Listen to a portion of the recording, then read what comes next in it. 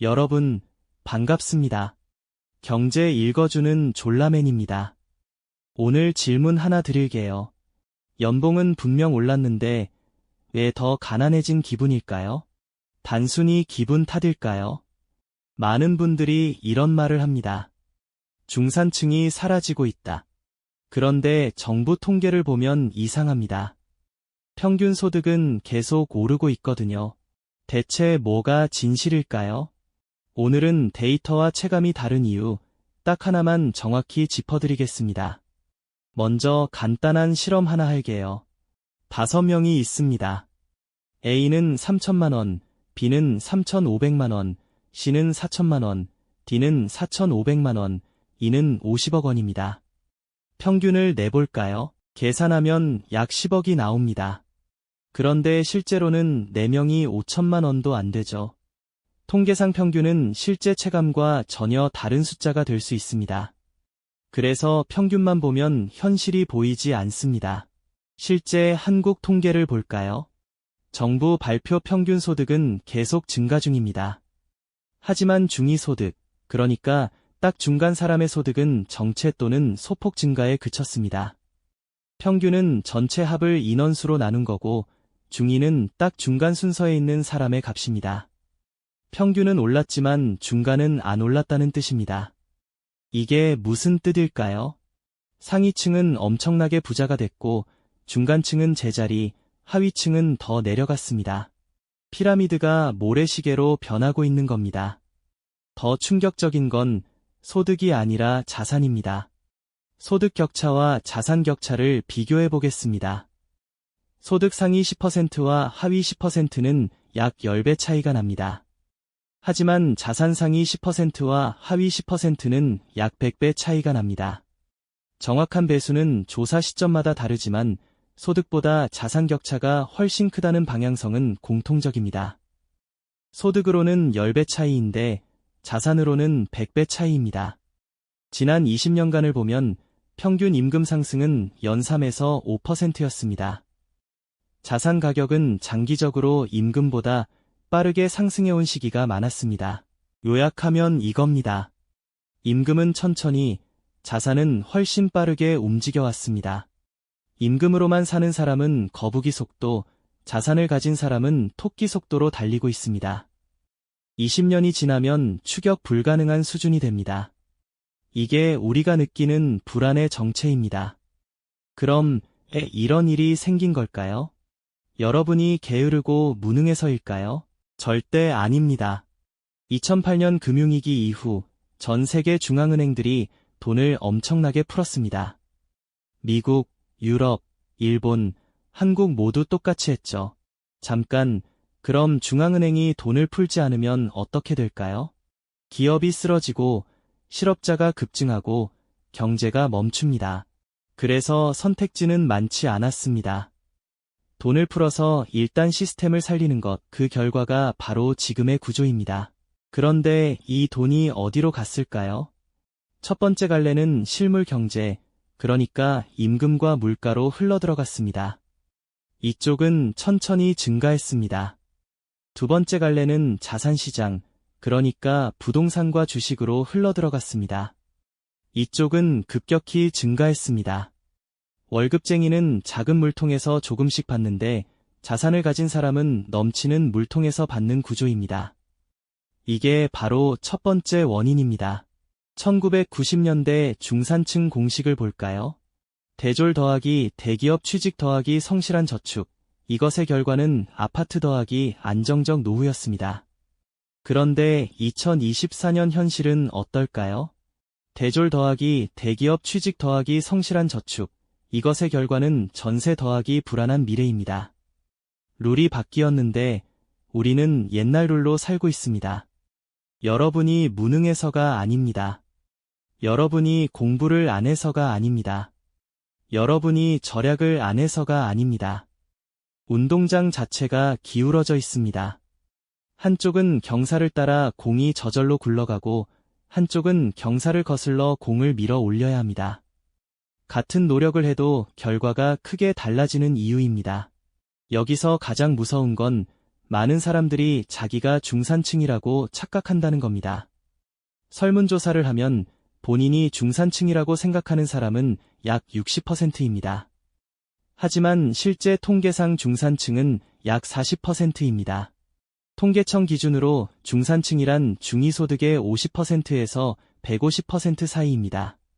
쉽게 말하면 중간소득의 절반에서 1.5배 사이에 있어야 중산층입니다. 그런데 많은 사람들이 이 구간에 아슬아슬하게 걸쳐 있거나 이미 벗어났는데도 모릅니다. 왜일까요? 비교 대상이 잘못됐기 때문입니다. SNS에는 잘 사는 사람만 보이고 주변에는 나와 비슷한 사람들만 있고 정말 힘든 사람들은 보이지 않습니다. 그래서 나는 중간쯤이겠지 하고 착각하게 됩니다. 여기서 중요한 포인트가 하나 더 있습니다. 우리는 절대 전체를 보고 판단하지 않습니다. 보이는 것만 보고 판단합니다. 회사에서는 나보다 조금 잘 사는 사람만 보이고 SNS에서는 훨씬 잘 사는 사람만 보입니다. 반대로 정말 힘든 사람들은 목소리를 낼 여유조차 없어서 보이지 않습니다.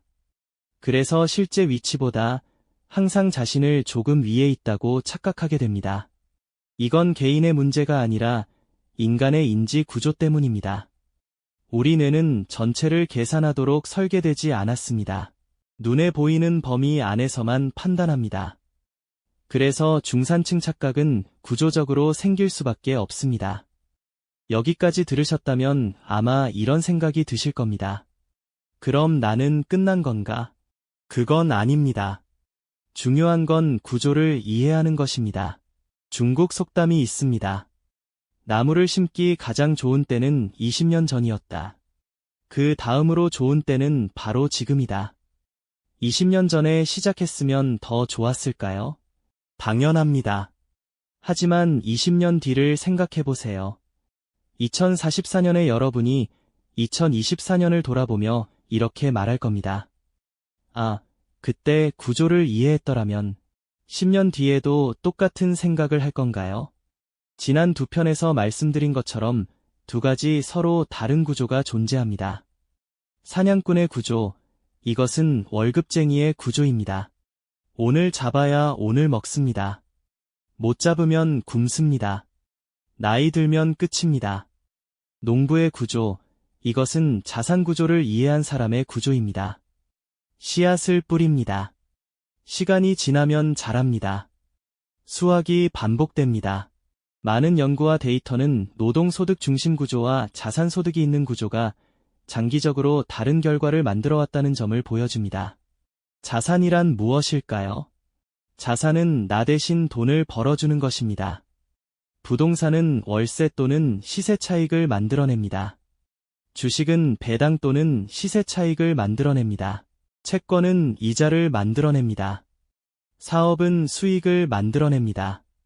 형태는 다양합니다. 핵심은 노동 외에 돈이 들어오는 구조가 있는가입니다. 자산은 나무입니다. 한 번 심으면 매년 열매를 맺습니다. 노동은 일당입니다. 오늘 일해야 오늘 돈 받습니다. 실제 사례를 볼까요? 동일한 금액을 투입하더라도 돈이 머무는 위치에 따라 결과가 달라질 수 있다는 점을 설명하기 위한 예시입니다. A씨는 노동소득만 있는 경우입니다. 연봉 5천만 원에서 20년 뒤 7천만 원이 됩니다. 매달 100만 원 저축을 240개월 합니다. 이자 연 2%를 가정하면 최종 약 3억 원이 됩니다. B씨는 노동소득과 자산소득이 함께 있는 경우입니다. 연봉 5천만 원에서 20년 뒤 7천만 원, A씨와 동일합니다. 동일한 금액이 자산 형태로 축적되었을 경우 장기적으로 노동소득만 존재하는 경우와 다른 결과가 관찰되어 왔다는 연구들이 있습니다. 이 차이는 처음에는 잘 느껴지지 않습니다. 1년, 2년은 별 차이가 없어 보입니다. 하지만 10년을 넘기면 기울기가 완전히 달라집니다. 복리는 서서히 작동하다가 어느 순간 눈에 보이기 시작합니다. 오늘 이야기의 핵심은 무엇을 해야 한다가 아니라 어떤 구조가 존재하는가입니다. 두 길을 비교해 볼까요? 첫 번째 길, 노동 소득만 있는 경우입니다. 월급을 받습니다. 생활비를 씁니다. 남는 거 저축합니다. 물가에 녹습니다. 반복됩니다. 두 번째 길, 노동소득과 자산소득이 함께 있는 경우입니다. 월급을 받습니다. 생활비를 씁니다. 남는 거 자산을 축적합니다. 자산이 돈을 만들어냅니다. 자산을 더 축적합니다. 복리가 작동합니다. 20년 뒤 격차는 커질 수 있습니다. 자, 정리하겠습니다. 오늘 우리가 확인한 것 4가지입니다. 첫째, 중산층이 약화되고 있다는 신호가 여러 지표에서 관찰됩니다. 둘째, 이건 개인의 문제가 아니라 시스템의 문제입니다. 셋째, 노동소득만으로는 중산층을 유지하기 어려운 구조가 형성되어 왔습니다. 넷째, 사냥꾼의 구조와 농부의 구조는 장기적으로 다른 결과를 만들어 왔습니다. 이제 2가지 구조가 있습니다. 첫 번째 구조, 옛날 방식입니다. 열심히 일하고 착실히 저축하고 승진 기다리고 은퇴 후 연금으로 버팁니다. 두 번째 구조, 새로운 게임의 룰입니다. 노동도 하지만 자산 구조를 이해하고 시스템을 파악하고 농부의 관점으로 삽니다. 오늘 영상은 현재 경제 구조가 어떻게 작동하고 있는지를 설명하는 데 목적이 있습니다. 각자의 판단은 각자의 상황에 따라 달라질 수 있습니다. 다음 영상에서는 자산이라는 개념이 어떤 방식으로 경제 구조 안에서 작동하는지 살펴봅니다. 지금 여러분을 가장 불안하게 만드는 건 월급, 집값, 노후 중 무엇인가요? 댓글로 알려주세요.